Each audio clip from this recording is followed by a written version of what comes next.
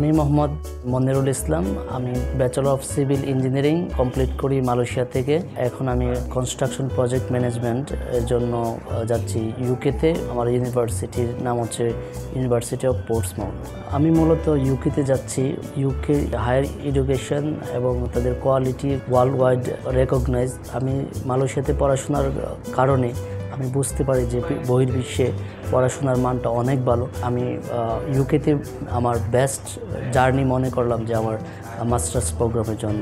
আমি যখন যাওয়ার ইচ্ছা পোষণ করলাম তখন মুফাজ্জল ভাই আমাকে সাজেস্ট করলো যে আমি তো জিএমসি স্টাডিজ থেকে প্রসেসিং করে এই ইউকেতে আসলাম, তো তুমি যদি যেতে চাও তাহলে আমি সাজেস্ট করবো যে জিএমসিতে তুমি যাও, ওইখানের সার্ভিস খুব ভালো। তো তার কথা আমি বিশ্বাস করে জিএমসি স্টাডিজে চলে আসি।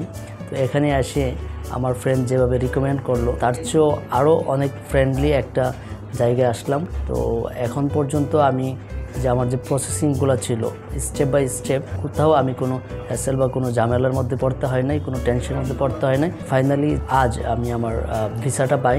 আমি জিএমসি স্টাডিজের প্রতি খুবই কৃতজ্ঞ যে তারা এত সুন্দর একটি সার্ভিস দিয়েছে, এবং আমি আশা করি যে নেক্সটে যারা ইউকেতে হায়ার স্টাডির জন্য যাবে একটা বিশ্বস্ত জায়গা হতে পারে জিএমসি স্টাডিজ।